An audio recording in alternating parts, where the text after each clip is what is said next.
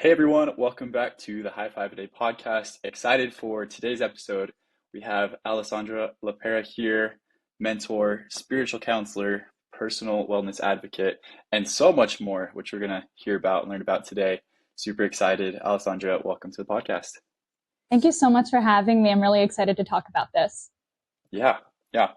Um, I just kind of wanted to start at just kind of going through your social media feed, just kind of see what's important to you. That's usually what I like to do, just to kind of pick out some questions for people. And I was reading your bio on your website as well.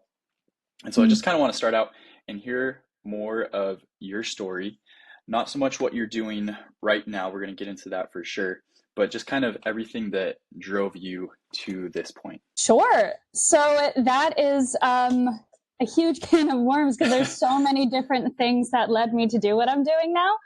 Yeah. But I love sharing each element of this story, and it starts off in childhood. So I had to grow up very young. My father, I honor him as my father now, in terms of the role he plays, but he was not present. He left. He was diagnosed with narcissistic personality disorder. And, forgive them for they know not what they do. But at the same time, you need to have that distance with them for your own peace, your own safety. So the divorce between my parents took 7 years. It was very messy.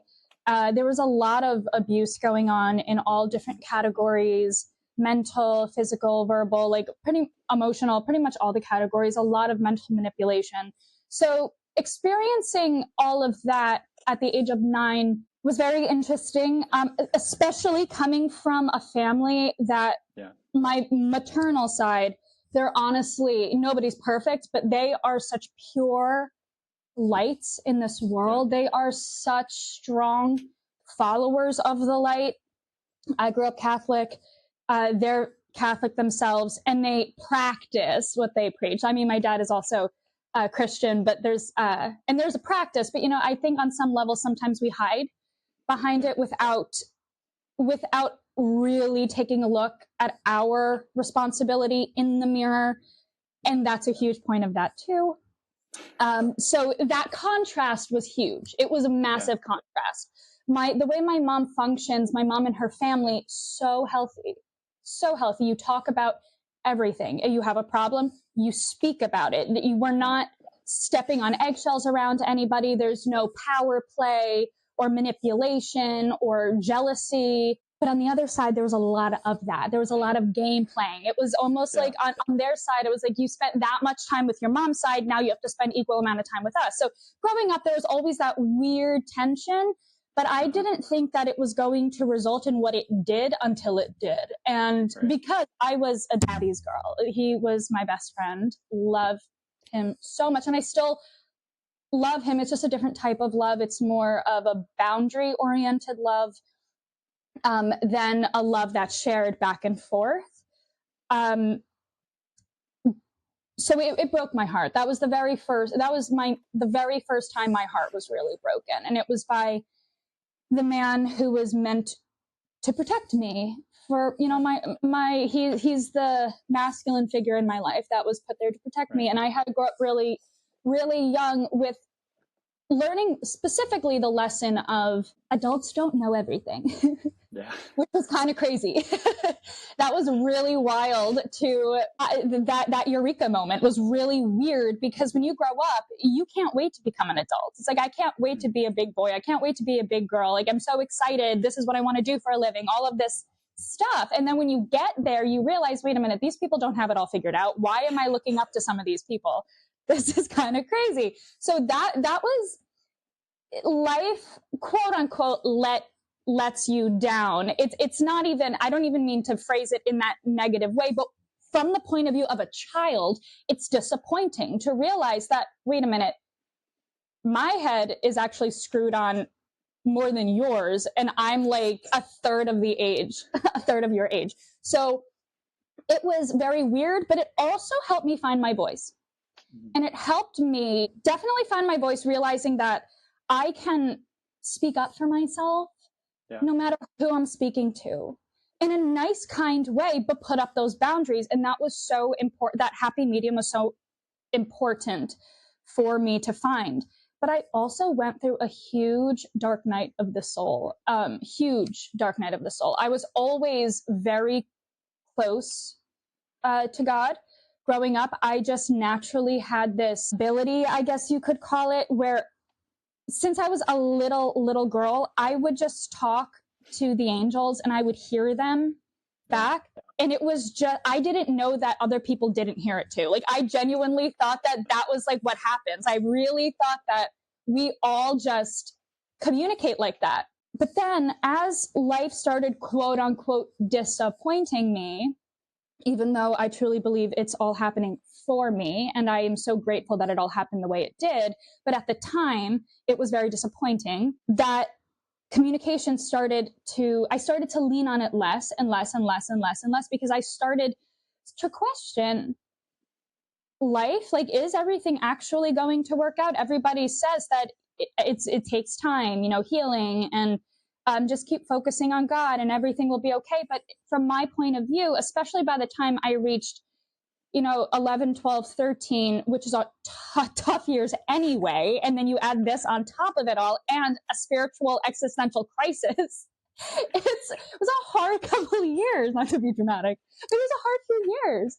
So I really I remember very vividly, I had to cling to my faith really hard. And I remember very vividly there being this inner voice that would creep in, and it would say things like, it's not real. It's not real. They didn't know what they were talking about. You were lied to. It's not real. Look at your life right now. Does it look the way you thought it was going to? Nope.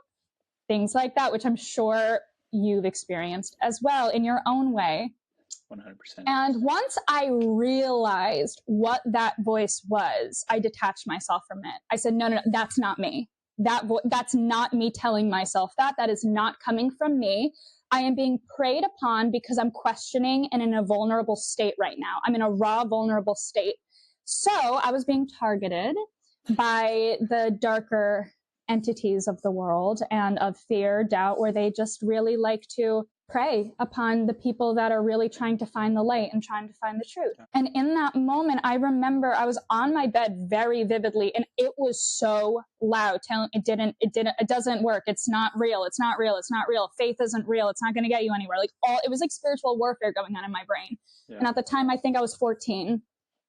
So I had been going through that dark night of not caring. I was depressed for several years now, because it began when I was like 9, 10. So by the time I was 14, and they weren't divorced, they were still going back and forth in court. It really didn't look to the naked eye like we were moving at all, honestly, right. Moving at all. And not to mention the emotional and traumatic stress that not only the actions of the people in my family did on the children, but also the legal process of the divorce itself was very traumatic. Nobody listened to me. I was the oldest out of the children, so I was really the spokesperson. My main goal was to protect my siblings. So there was a lot of back and forth, and I was on my bed, and it was so loud, and I remember to myself saying, no, it's real. He's real. And I personally have a very strong relationship with Jesus. Some of my clients, they resonate more with different paths, even if it's it's all about love, etc. But I have always, always, always, always had a strong connection to Jesus. And I use him in my practice where I can, where I don't feel like it's overstepping somebody else's beliefs. But where I can, I always use it, because he really did save me in that moment. And he actually likes to remind me that whenever I say he saved me, he always comes and says, no, you could have said no. I helped you, but you saved yourself. And I always think that that's just so beautiful, that he allows us to have this co-creation with him, where you can really step into your power, and because he's already power, he's already all power. So we have to be the one to take that step forward. And on my bed that night, I just kept saying his name. I just kept praying. I journaled it out, and I did not stop until the voices did. So it was hours of going back and forth on my bed. And I was so emotionally exhausted. But by the end of that night, they stopped and they didn't come back. And that was kind of the first major thing that happened. So that was just one of the many things that brought me to this journey. So I wasn't really kidding when I said it was a can of worms.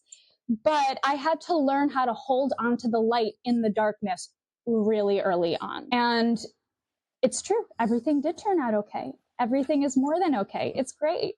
And I honestly wouldn't have it any other way. And I send my father the utmost love. And I truly, truly, truly, if he ever listens to this, please know that I really, really hope that one day we can find a happy medium.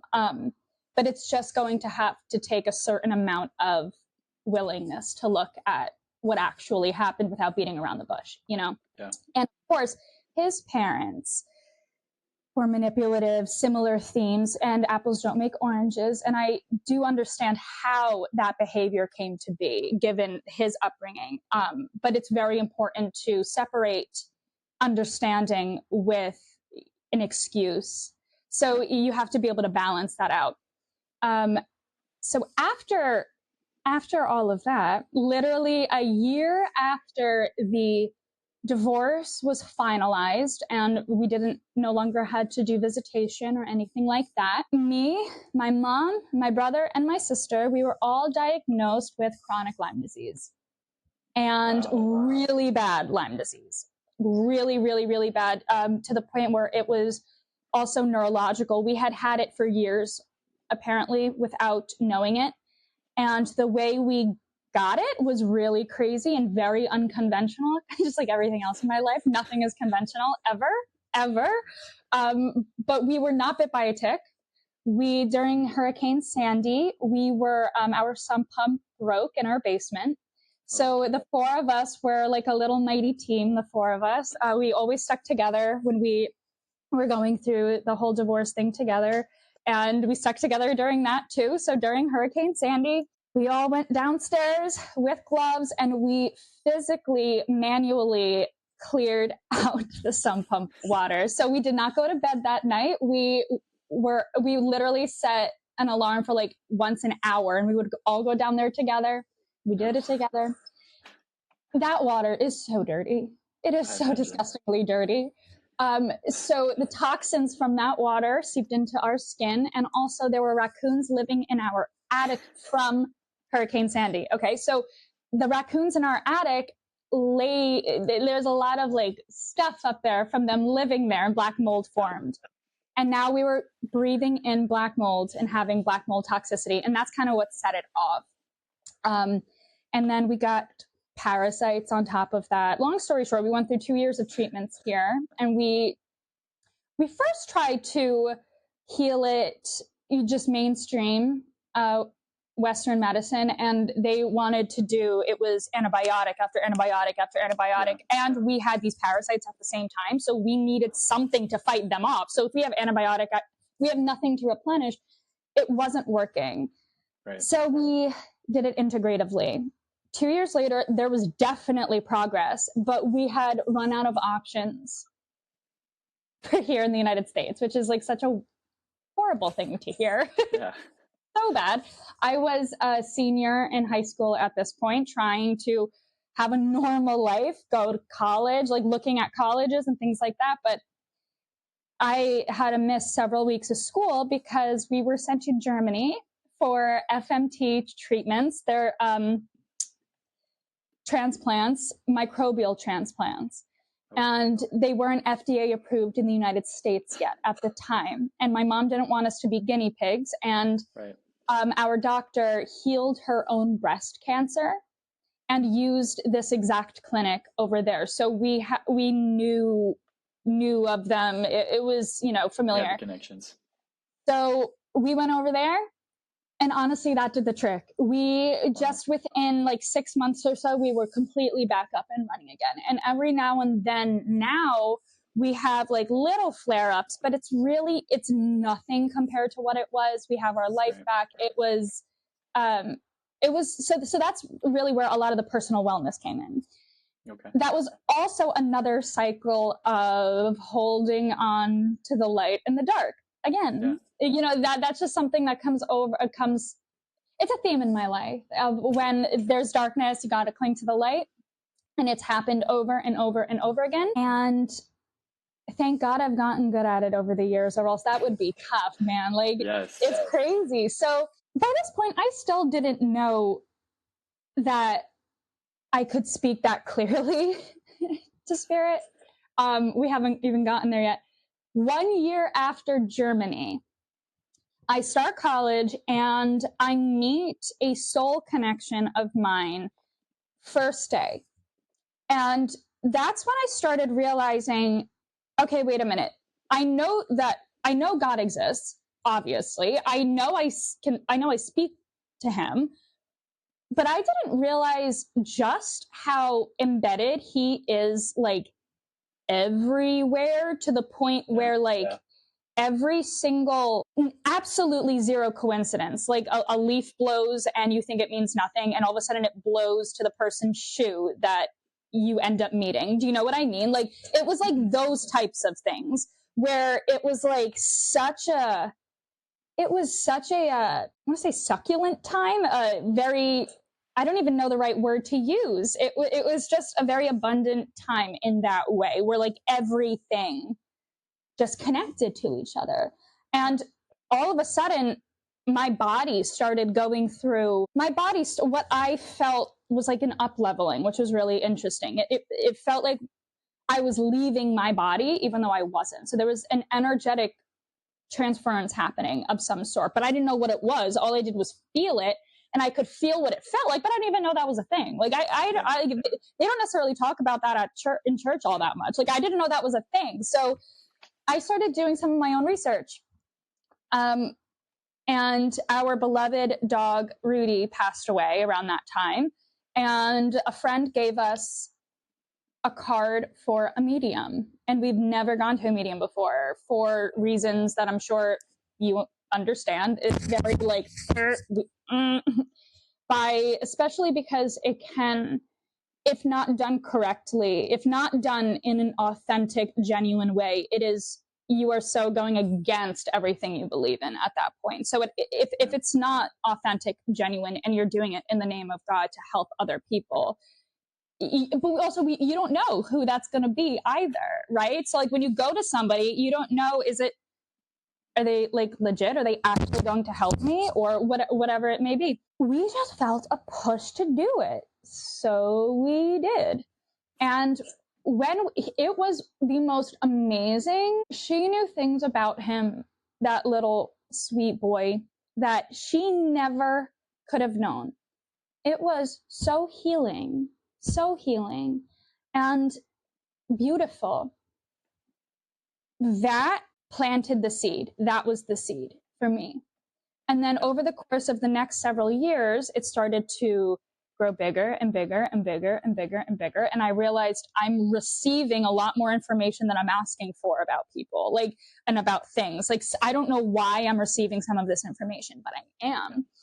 And at that point, just like everything else in my life, God says, jump. I guess I'm jumping. I don't know where I'm going, but I'll jump.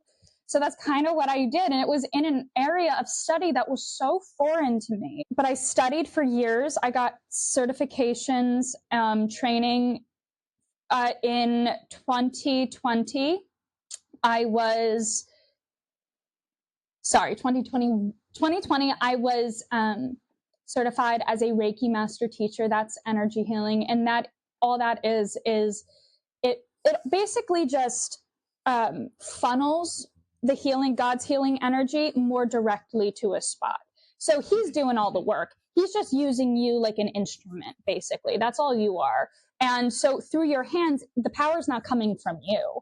The power is coming from the Lord. But it comes out of your hand. Like, my hands get really hot. They get really tingly. I start to feel warm, and sometimes I start to see colors. It's really interesting. And then in 2021, then I was I was going to say diagnosed. I was certified as a psychic medium. And that has been such a joy because that's really what I do. I like to guide people, helping people become the best version of themselves, helping people to find joy in life where they're just honestly happy to be alive and grateful to be here no matter what's going on in life. Because I had to learn to find that place in some of the most darkest of situations, being able to find that light. Not that you have to be like, lie to yourself and be like happy go lucky all the time. Like that's not normal. Like, don't do that. Don't do that. But if you are able to transcend that darkness, I use this phrase with my clients all the time. If you light a small enough match in the dark, the darkness begins to disappear. And if you think about it the other way, if there's a speck of darkness within the light, you don't even see it, but you see immediately that spot of light in the darkness. It is so much more powerful than darkness. So, and the other thing is in college, one of the things I studied was neuroscience, and I had no idea why God wanted me to do that. Like, I mean, I had an interest in it. I actually wanted to do media and communications. That was another thing. I was like, okay, God, which one should I do? Neuroscience, because I'm interested in it, or media and communications? And he's like, neuroscience. I'm like, media and communications, and he just said neuroscience. So I did. But again, that was another thing. I don't know, like he said to jump, I'm jumping. Because I've been through it when I don't take the leap, when he tells me to. And man alive, I'm sure you've felt the same thing throughout your life. You make your life so much harder for yourself. So much harder for yourself when it doesn't need to be like that. So now I know when he says to do something, I just do it immediately. His will is so much better than my own. Thank God I don't have to figure my life out. Thank God he has it, because I don't want that job anyway. So what was I talking about before that? Neuroscience and media communications. Oh, yes. Okay. So I realized that one of the things that I'm also meant to do is start tying the ties, help to retie the ties between spirituality and science again, because I really do believe they're one and the same coin.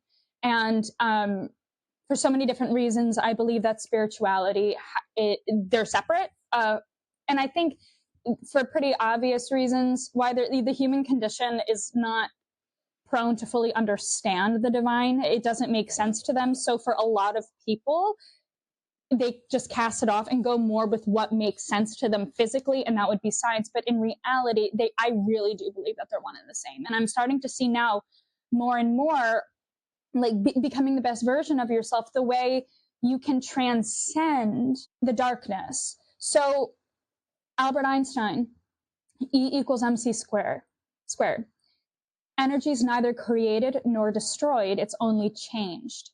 So if there's dark energy around you, or you're feeling depressed, or you're feeling heavy, you can change that same energy. That energy can shift back to light. So you're not going to necessarily get rid of it. You're not going to be able to get rid of it. And new energy is just not going to appear out of nowhere. It's going to always be something that is going to have to morph and change.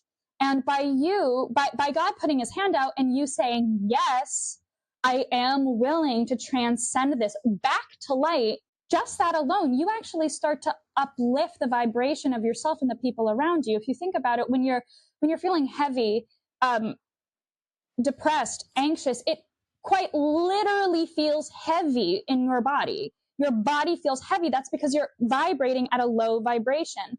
Nothing is truly solid. Everything that's matter, even solids, they still vibrate very slowly. So when we transcend that energy back to light, we start to uplift us and the people around us, because light is contagious.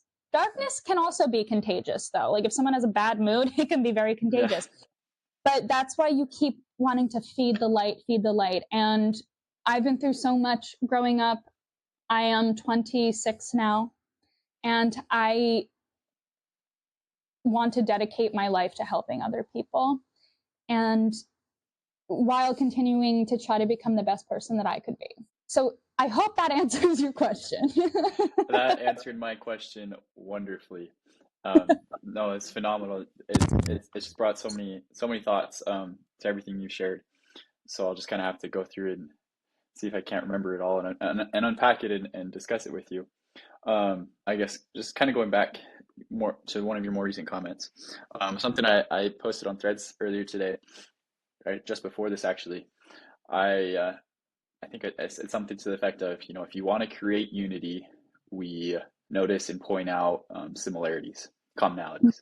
And if you want to create disunity, we go and we spot all the differences. Mm-hmm. And I think in the world that we're building today, we see that too often, that we all wonder why there's such separation, such disunity, but all we ever focus on are the differences, whether that's between religions, if you live in the US, political divide. There's just so many different things. And like you say, there's so many more commonalities than differences. And I think if we take the time to figure those things out, we connect so much more. Like you say, we elevate our energy, our vibration, and it's just so much more positive. I completely agree with you. Completely agree. And I think the other big thought, just going back to what you're sharing about your families and how on your maternal side, there's just that loving connection between everybody, and there's less of that on your paternal side. And I was thinking about this yesterday or today, but that doesn't really matter. But I think a lot of the reason things like therapy and counseling are in such big need in today's world, not to downgrade any of the professionals or anything that they do, because they are fantastic, and I go to them as well. But I think that one of the big reasons they're so prevalent and we have such a big need for that is because, like you say, we don't have those open conversations with the people closest to us. Too often we're walking around on eggshells, and then we have to go to somewhere else to unload it. And there's nothing wrong with that. I don't think we should eliminate it, but I think we should increase having those conversations and that communication with the people around us, close, and with all the new people that we meet. Totally. I think people's egos get in the way too. And I think they don't like to be vulnerable. So a lot of people choose the more comfortable option of walking around on eggshells until it grows so big it's no longer the more comfortable option. You know what I mean? And we tend to do that with so many things in life. And honestly, we just have to be honest with ourselves and other people. Don't be afraid to be raw. Don't be afraid to be vulnerable. You're the most gorgeous raw. Everybody is the most beautiful raw. And I myself fall into this need to have myself together because people look to me for answers and things like that. And I don't have all the answers, but showing up with the answers that I do have, while also simultaneously being completely honest in that I don't know why certain things in life happen the way they do. They just do. But I can keep drawing back to the roots of faith, love, light, etc. Oh, 100%. I think that's what you point out is a great quality of all fantastic and great leaders, is the ability to, hold yourself together, be that place that people can look to for strength, but at the same time, you never claim to know anything or do anything that you can't or don't know. And you add so much more strength to your people and to yourself by doing that. I think other thing you pointed out that I loved is just holding your recurring theme of holding onto the light in the dark times. And I love that. That's a lot of what this podcast is all about, a lot of why I started it. And less along the lines of holding onto the light yourself, which is so important, but just the intentional small things we can do to help other people grab onto that light when they're in those moments. And so I just love how those things connect. Definitely. And it becomes a ripple effect. That's the main goal. I always say, I always love to see my clients come back and back and back. But honestly, if I don't hear from them for a while when they've been coming to me, that's a great thing.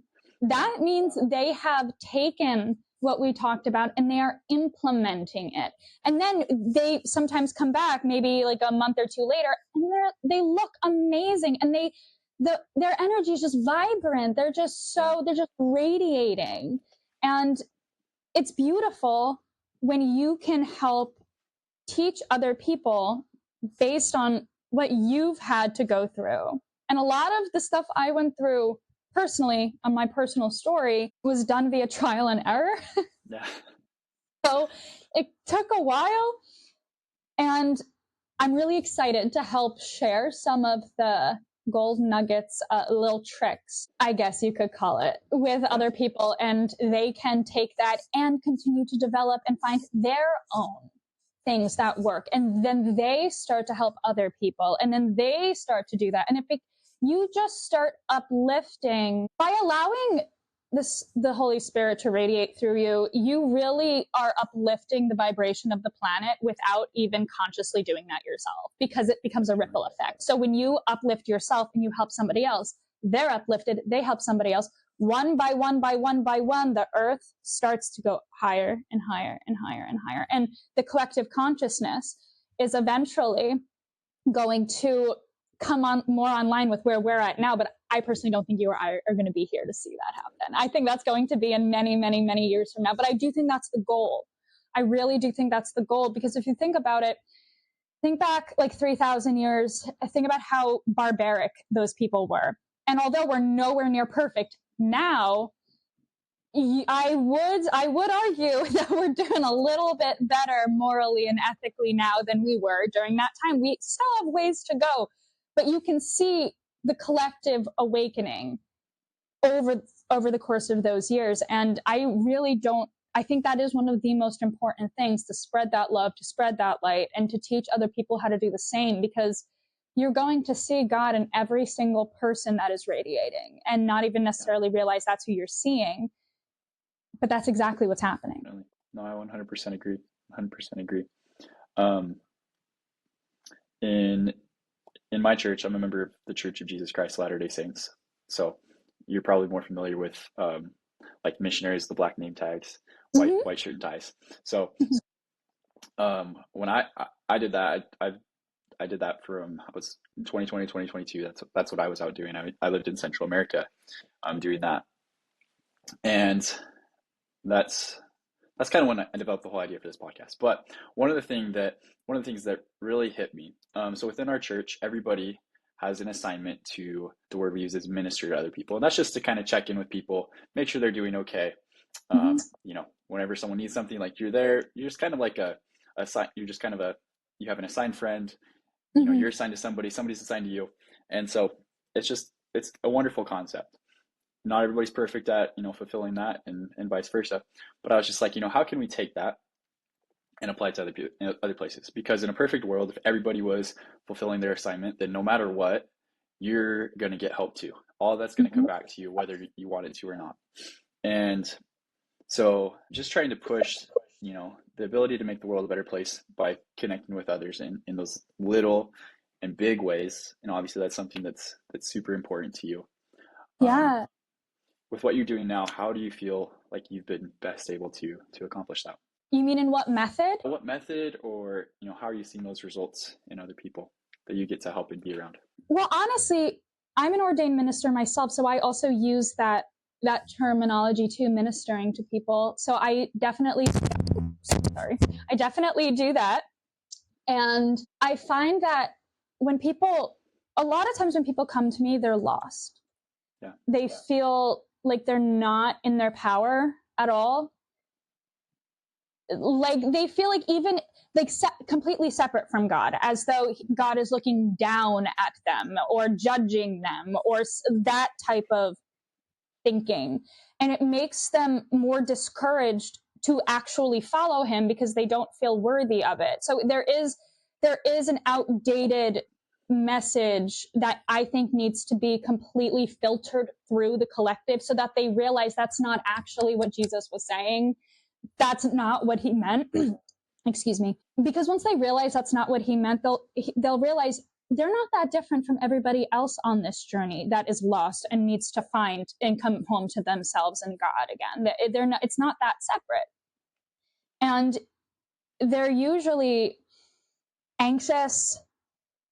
So many different types of people too. Some people are looking for guidance on a specific relationship and how to find that joy and abundance and prosperity and across all categories, whether it is money, relationships, family, career, specifically vocation. I personally think money and a life path are two separate things, although they should, in most people, eventually combine.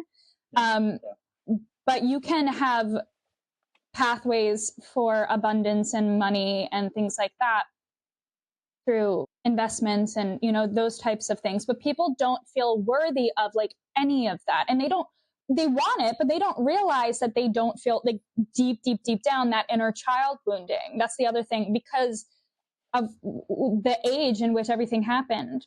For me personally, that one of the biggest things I had to do was heal my inner child. And I work with her every single day to this day and make sure she's okay and happy, because you're supposed to bring that childlike innocence, wonder, awe, vibrancy that children have into adulthood with you. You're not supposed to lose that. But we do, just because of the state of the world. The collective consciousness is much lower than where some of us are individually. So the collective consciousness is indoctrinating us into certain things that may not be true. So it therefore starts to lower that too. And we start to get, quote unquote, disappointed by things in life. And, you know, we kind of lose that. But once and that's what I do with my clients. So we work a lot with the inner child.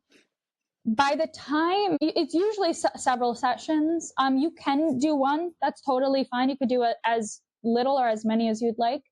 But by the time, some of my clients are unrecognizable in the most beautiful way. I was just talking to them about this last night, because I'm also a teacher, not an education teacher. I'm a spiritual teacher. So I teach spiritual development classes.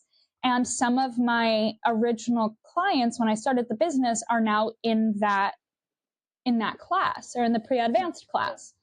And I was just watching them and smiling from ear to ear. I cannot believe those are the same people. It is so beautiful. They themselves are just vibrant they're excited about life. They know that if they have a bad day, they know what to do, and they know that it's okay. And they're more in their power to create the life that they know they deserve. We are not victim to our circumstances here. God didn't just kick us down here with absolutely no way to communicate with him at all. Like, we're all quote unquote psychic. And if you don't like that word, we can use a different word. But when I use the word psychic, what I mean is you're able to tune into the sixth sense. We have 5 senses. There's a sixth one where we're able to perceive information with our other 5 senses. Those senses help us to be able to perceive physical things in our world, to get information. The sixth sense, you have several more senses within that sixth sense, but we're not taught how to use it. We're not taught how to tune into our intuition. We all have the ability to talk to the divine and hear them back. We all do. Some people, it's a clearer channel than others, but for instance, when I say I'm a psychic and a medium and all of that, all I say is I'm the telephone cord. That's really it. So my client is on one end of the telephone, God's on the other end. Spirit, a past loved one, maybe mom, dad, somebody that passed away is on the other end, and I am just going back and forth as the telephone cord. That's all I'm doing.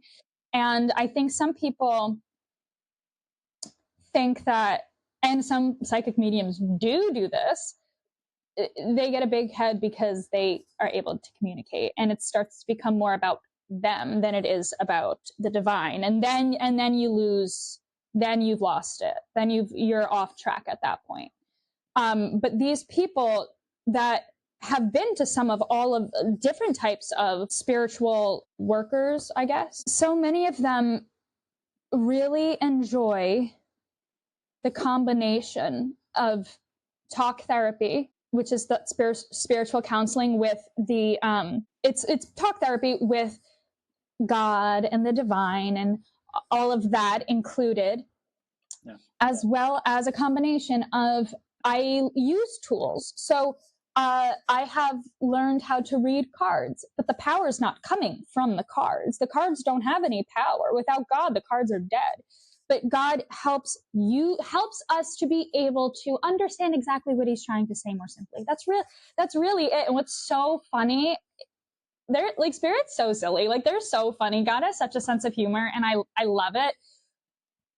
I may channel something for somebody, and then that exact thing would come out in a card like 2 seconds later, or all of a sudden maybe the fan will blow on the table a certain way, and the exact card that says what we just talked about will like fall on the table like this. And it's just so cool. It's so cool because they're an active part of my daily life. And when I say they, it's everybody that is up there that is guiding me. So it could be the angels, my papi that passed away last December, who was my dad, basically. He's my mom's father. And I pray to him every day, and I hear him every day. So my guides, angels, and then of course Jesus himself. But usually I say his name on his own. That's awesome to see how you help people in that way. And it's inspiring to see people that are sharing that with you, and just your experiences connecting with the divine powers of God, and knowing that he wants us to have a good and happy life, and it's not unattainable. We were sent here to learn some things through hard experiences, but there was no part of it that was supposed to be unhappy. There's a verse of scripture that I love, in my church's canon of scripture. It's not prevalent anywhere else, but it's let's see if I can quote it word for word here. Now I'm spacing. Let me look it up. It's a good one. So it's God speaking here. He says, "For behold, this is my work and my glory, to bring to pass the immortality and eternal life of man." And there's a paired verse of scripture that says, "Men are that they might have joy." God didn't send us here to be unhappy. He did send us here to go through some hard things and some painful experiences, but that, more than anything else, just pronounces and increases the joy that we can feel. So I love all that you shared. Go ahead. Did you have something? No, I was just going to say, I think I've heard that verse once before, and this is the only other time I've heard it. Can you send me that verse, exactly where to find it? And I'm going to look it up after this. I want to read it. Yeah, for sure. The last thing I just kind of wanted to bring up, and we don't have to go into a long conversation either, but you posted a little while back, and I commented on it because I love the image too, but you shared the picture of Jesus. He's kneeling in front of the little girl, and he's got this big teddy bear behind his back, and the little girl's got her little one, and he's reaching out. She can't see the big one. He's reaching out to take her small one. She's like, "But I don't want to give this up. Like, I love this thing." And he's like, just trust me. Yeah. And obviously she can't see the big teddy bear. And you said how like that image and illustration just been super powerful to you and important to you. I just wanted to ask and hear a little bit more to the why. Yeah. Well, first off, that little girl reminds me of myself, and I get teary talking about it because my inner she's gone through so much. This little girl has gone through so much. And there were so many times when it was like that, where it felt like that bear that she was holding, when you're face to face with Jesus, that bear that she was holding, sometimes it feels like that's the only thing you have left. And in your brain, it feels like, no, but I know you want this, but I can't give that. I can't do it. And he's like, just give it to me. And behind, like you were saying, there's this giant teddy bear, and that she can't see. And I have found over and over and over again in my life, when I least expect it, when I am obedient, even when I don't see, I walk by faith, not by sight. I live my life that way. I am always rewarded in the end. The strength, resilience of faith is always rewarded in the end, even in the years where it took 1, 2, 3, 4, 5, 6, 7, 8, 9, literally that whole decade was, when will this divorce be finalized? When will this, happen? And then after meeting a soul connection there, that started off a whole journey of my own spiritual development and self-love, and the mirroring back of wounds that I didn't even know were there, that I had to take a look at. And that that was also another test of faith that brings me to tears in the most beautiful way. That theme in my life has always been, it's very similar to grasping onto the light when you're in the dark. And God says, why are you settling for crumbs when I've prepared you a feast? What are you doing? What are you doing here? And you're like, but this is all I have. And he's like, no, it's not. It's not all you have. That's a limiting belief that's in your mind. And so long as you keep believing that, that's all you are going to have. But once you let go of that limiting belief, let me show you what I prepared for you. And all you need is the strength, resilience, and obedience to put down your will and follow his. And I use this with my clients all the time. All eyes on God. And one of the main images that I see in my brain all the time, especially when there is so much noise going on in the world, in your personal life, it could even be that inner critic in your brain that doesn't know when to shut up, that literally just critiques everything all the time. And you never ask for its opinion, but it's always talking. Yep. That inner critic,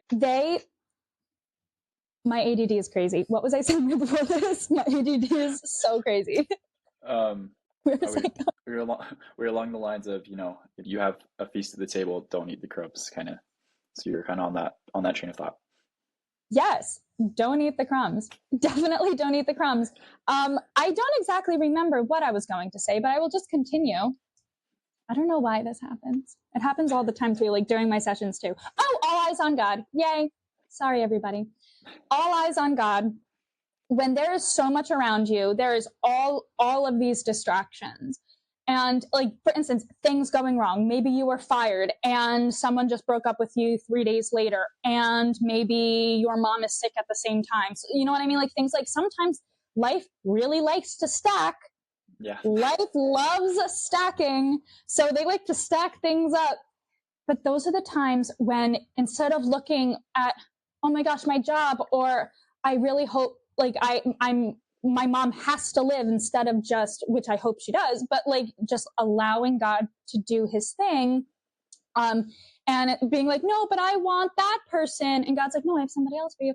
God's like, look at me. Look at me. Stop looking up here. Please just look at me. Please follow me. Take my hand.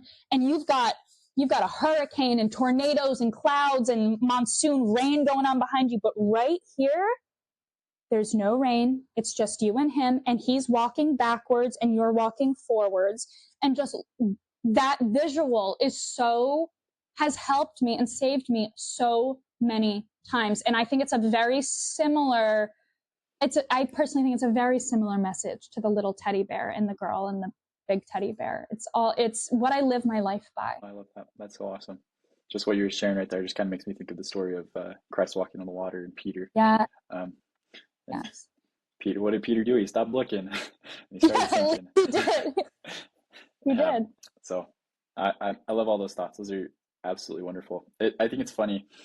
I always invite people on here that I know have, had wonderful experiences that are about empowering and helping others.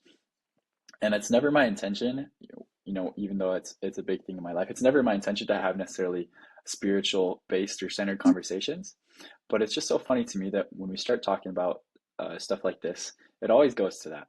And it's obviously not coincidental. It's obviously, purposeful, and there's a reason for that. So I just think it's wonderful, and I'm super grateful for this conversation. I hope it can lead to so many more. I love all your thoughts. Just kind of the last thing I wanted to say, just as on your last comment there, it reminds me a lot of, I just finished listening to the book Outwitting the Devil by Napoleon Hill. Don't know if you've ever heard it. I don't know. I think you would really enjoy it. aligns a lot with what you shared. But one of the things that he goes over in there is he talks about how with every hardship failure comes with it the potential for an equivalent advantage. It's kind of the Mm, wording he uses. So whenever we go through something hard, we go through something difficult, something that tries to tear us down, and keep us back. Um, Once that's passed, or as it's we're going through it, at some point we have the opportunity to grab hold of some opportunity that is as equal and great, but in the opposite direction, at a level of positivity and light. I love that. I'm gonna have to read that book. I It's really like that. it's super good, super good. I listened Yeah, to it in like 2 days. It's not super long, but it's phenomenal. I'd love to So, pick it up. well, thanks again so much for coming on here, Alessandra. I don't know if you have any kind of last minute thoughts or things that you're wanting to go over. First, I just want to say thank you so much for inviting Of me course. on. It is always such a joy to talk about this, and I really hope that every single person that listens to this knows that you're meant to thrive, not just survive, and that there is more than hope for you. There's a purpose for you. It's more than just hope. And if you need anything, please let me know. But we are all meant to, we're all programmed to be able to find our way out on our own. But it's totally fine if we do need help. And if you do, I'm here. Wonderful. Thank you so much. And just as the last thing for anybody that's listening, they want to find you and follow you, connect with you, where's the best place to do that? Probably on Instagram. So it would be Alessandra, Alessandra dot spiritual advisor. You can also follow me on TikTok, which is Alessandra dot spiritual, and on Threads, which is connected right to my Instagram account. Perfect. Awesome. Well, everybody, Oh, and my website. That's a big yes. one. www.alessandraspiritualadvisor.com. That's arguably the most important. Forgot that one. Perfect. Well, thank you again so much. It's been a wonderful time chatting with you, getting to know you, and hearing your story and everything that you're doing, showing people. So, for everyone that's listening, if you want to connect with Alessandra, that's where you can do it. Hope you've enjoyed, and we'll see you next time.